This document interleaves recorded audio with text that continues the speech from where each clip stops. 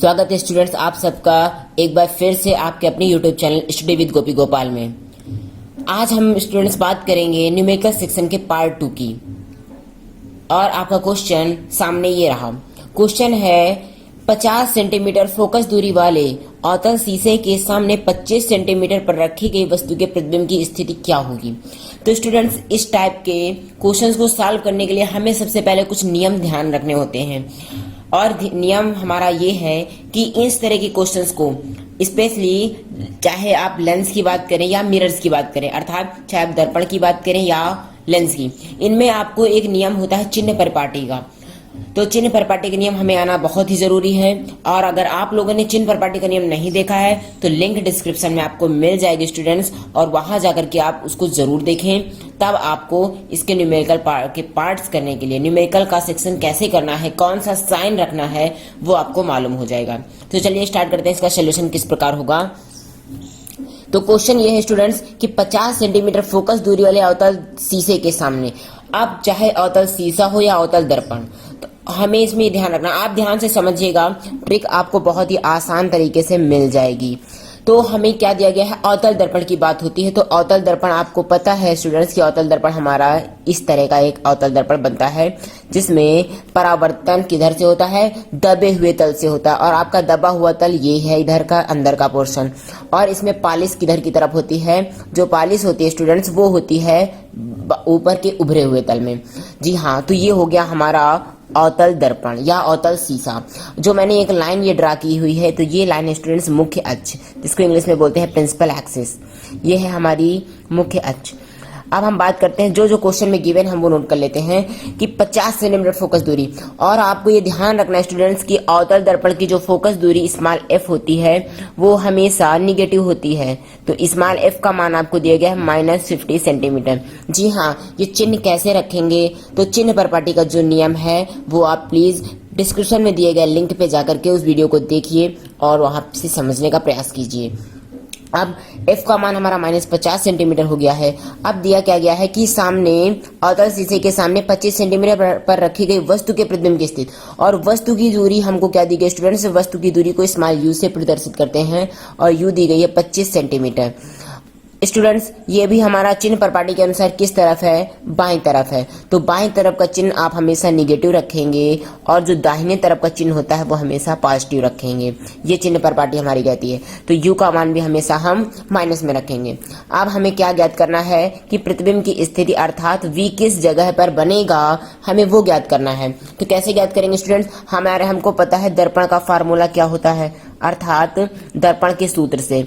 और दर्पण का सूत्र हमको क्या कहता है, दर्पण का सूत्र ये होता है कि 1/f equals 1/v plus 1/u।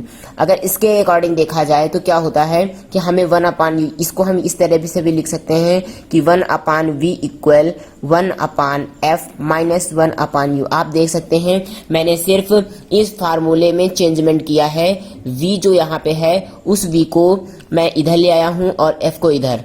चिन्ह को चेंज नहीं करना है, आपको ध्यान ये रखना है कि v को आप चाहे इधर रखे रहनी, मैंने सिर्फ पक्ष को चेंज कर दिया है। तो आपकी इक्वेशन ये जो ऊपर वाली है वो नीचे तरह की बन जाएगी। अब हमें जो वैल्यू दी गई है उनको नोट कर लेते हैं। तो 1/f की वैल्यू दी गई है -50, नोट कर लेते हैं, माइनस का चिन्ह लगाया, और u की वैल्यू दी गई है -25। अब स्टूडेंट दो साइन एक साथ है इसलिए मैंने यहाँ पे ब्रैकेट का यूज कर लिया है। अब आप हमारे पास जो भिन्नात्मक संख्या 1/-50 है, अब इस पे आप ये ध्यान रखिएगा कि हम चाहे माइनस को नीचे रखें या ऊपर रखें कोई फर्क नहीं पड़ता, क्योंकि हमारी जो संख्या है, जो हमारी भिन्नात्मक संख्या है वो ऋणात्मक ही होगी अर्थात निगेटिव होगी। तो इसलिए हम -1/50 रख लेते हैं, माइनस और इस माइनस का मल्टीप्लाई प्लस होता है तो वो रख लेते हैं 1/25। जब इसका हम एलसीएम लेते हैं, लघुत्तम समापवर्त लेते हैं, तो 50 आता है एलसीएम। 50 से इसमें भाग करते हैं तो 50 एक का नाम 50, एक आया और एक का ऊपर एक में गुणा हुआ तो एक का नाम एक, और चिन्ह माइनस का ही लग गया।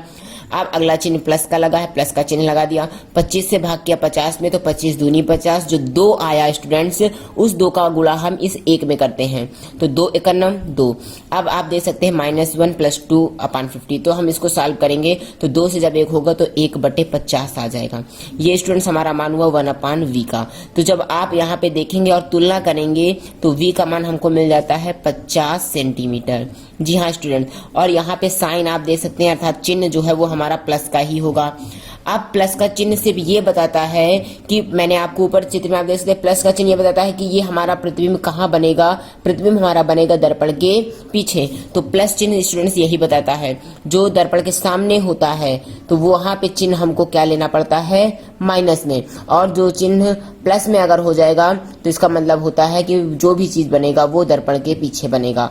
तो इस प्रकार स्टूडेंट्स हम क्या देखते हैं कि हमारा जो इस स्थिति में प्रतिबिंब होता है, प्रतिबिंब V बराबर कहाँ बना, 50 सेंटीमीटर, दर्पण के ध्रुव से 50 सेंटीमीटर दूर इधर बनेगा कहीं पे और दर्पण के पीछे बनेगा स्टूडेंट्स। तो ये क्वेश्चन आपका यहीं पे सॉल्व हो जाता है स्टूडेंट्स। ये हुआ आपका इसका आंसर। तो चलिए स्टूडेंट्स आप चलते हैं नेक्स्ट क्वेश्चन की तरफ, और नेक्स्ट क्वेश्चन हमारा ये रहा। क्वेश्चन स्टूडेंट्स कि उत्तल दर्पण से 40 सेंटीमीटर दूर रखी वस्तु का प्रतिबिंब 10 सेंटीमीटर दूरी पर बनता है, तो उस उत्तल दर्पण की फोकस दूरी क्या होगी। जी हाँ स्टूडेंट्स, यहाँ पे बात हो रही है उत्तल दर्पण की, और आपको पता है उत्तल दर्पण हमारा कैसे बनता है, जो मैं चित्र में बना रहा हूँ आप देख सकते हैं, उत्तल दर्पण हमारा ऐसे बना हुआ। इसकी खासियत क्या है, इसकी खासियत ये है कि ऐसा दर्पण जिसमें परावर्तन उभरे हुए पृष्ठ से होता है या उभरे हुए सतह से होता है। पिछले क्वेश्चन में हमने देखा है कि परावर्तन दबे हुए सतह से हो रहा था, तो वो अवतल दर्पण हुआ था, लेकिन यहाँ पे जो परावर्तन है स्टूडेंट्स वो हमारा उभरे हुए सतह से हो रहा, तो हम इसको क्या बोलेंगे, उत्तल दर्पण। और ये हो गया हमारा वैसे ही मुख्य अक्ष, ये हो गया ध्रुव P। तो चलिए स्टूडेंट्स अब इसके सॉल्यूशन की शुरुआत करते हैं। क्या दिया है वो नोट कर लेते हैं।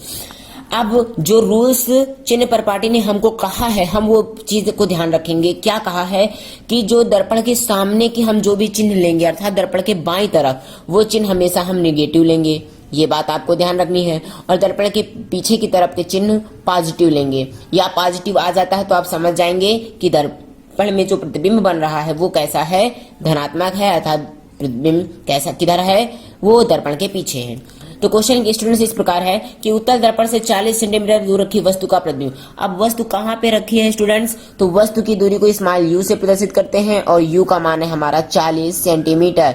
अब आपको पता है स्टूडेंट, थोड़ा सा माइंड लगाइए, आप समझ रहे हैं, आप बहुत अच्छा समझते हैं।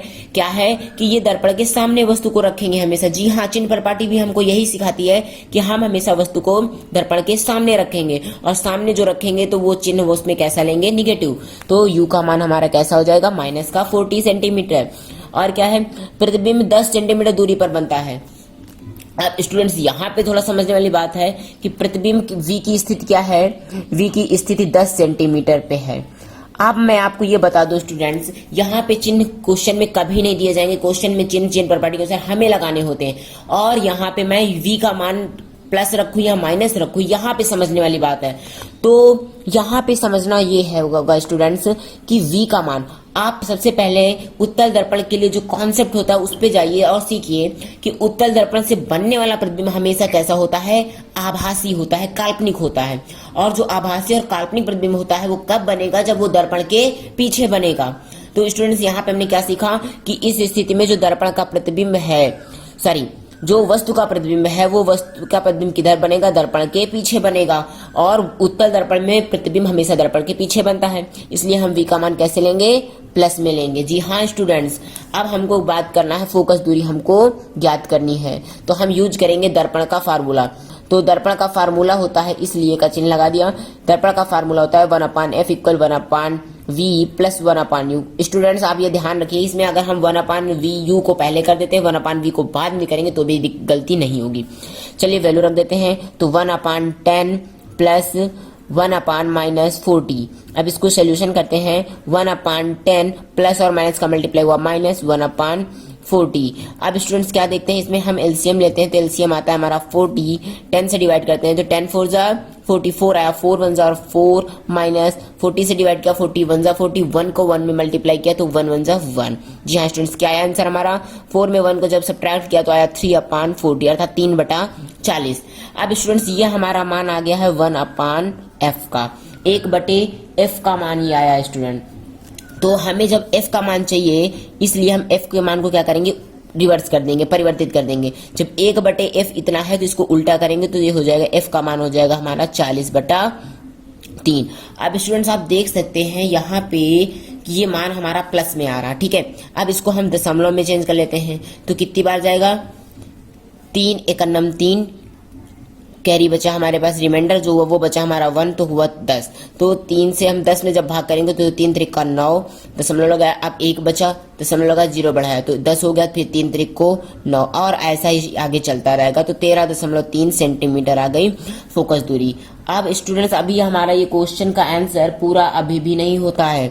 F इक्वल हुआ 13.3 सेंटीमीटर। जी हाँ स्टूडेंट, अभी मैंने पूरा क्वेश्चन का सोल्यूशन नहीं बताया है। वो ये है कि F का मान हमको ये बताएगा कि जो आंसर होगा हमारा या जो फोकस दूरी होगी वो दर्पण की 13.3 सेंटीमीटर तो होगी, लेकिन कैसी होगी, वो प्लस का चिन्ह क्या बताएगा कि फोकस दूरी हमारी किधर होगी, इधर की तरफ, दर्पण के पीछे। और जी हाँ स्टूडेंट्स, और आपने पहले से ही पढ़ रखा, आप सीख चुके हैं कि उत्तल दर्पण की फोकस दूरी हमेशा धनात्मक होती है और अवतल दर्पण की फोकस दूरी हमेशा ऋणात्मक होती है, जैसा कि आप पिछले क्वेश्चन में आप देख सकते थे। तो स्टूडेंट्स हमें क्या मिला कि F की वैल्यू आ गई 13.3। और अगर आज स्टूडेंट्स आपसे कोई पूछता है कि ये बताइए कि उत्तल दर्पण, जो अभीष्ट उत्तल दर्पण दिया गया है क्वेश्चन में, जी हाँ आप क्वेश्चन में देख सकते हैं, ये जो उत्तल दर्पण दिया गया है इसकी फोकस दूरी बनेगी कहाँ या फोकस इसका किधर होगा, तो आप कह सकते हैं प्लस का चिन्ह लगा है। आप बिना कुछ सोचे समझे तुरंत आप आंसर दे देंगे कि इसका जो फोकस दूरी होगी या इसका मुख्य फोकस होगा वो दर्पण के पीछे होगा, यहाँ पे कहीं पे भी हो सकता है। तो स्टूडेंट ये रहा आपका आज का आंसर, ये इसका अभी पूरा सोल्यूशन हो चुका है, ये आंसर आ चुका है। तो स्टूडेंट्स आज के सेशन में मैंने ये 2 क्वेश्चंस बताए हैं, आपको समझ में आए हैं तो कमेंट बॉक्स में बताइए। और स्टूडेंट्स हाँ, मेहनत होती है इस तरह के क्वेश्चंस को बताने में, तो आप प्लीज अगर समझ में आ जाती है वीडियो और आपको अच्छे समझ में आता है तो लाइक करना मत भूलिए, शेयर जरूर कीजिए वीडियो को और चैनल सब्सक्राइब जरूर कीजिए। तो स्टूडेंट्स मिलते हैं नेक्स्ट वीडियो में पूरे एक नए अंदाज में, और मैं इसके जो अभी तो ये लेवल स्टार्ट हुआ है, अब इसका एक टफेस्ट लेवल मैं इसके बाद लाऊंगा। अगले वीडियो को आप जरूर देखना और अपने दोस्तों से भी बोलना, ताकि आपको परावर्तन से संबंधित, दर्पण से संबंधित कोई भी क्वेश्चंस में प्रॉब्लम ना हो। इसलिए आप अगला जो आने वाला वीडियो है वो जरूर देखिएगा। तो स्टूडेंट्स चलिए आज के लिए इतना ही, धन्यवाद, जय हिंद। शेयर, लाइक और सब्सक्राइब जरूर करना, धन्यवाद।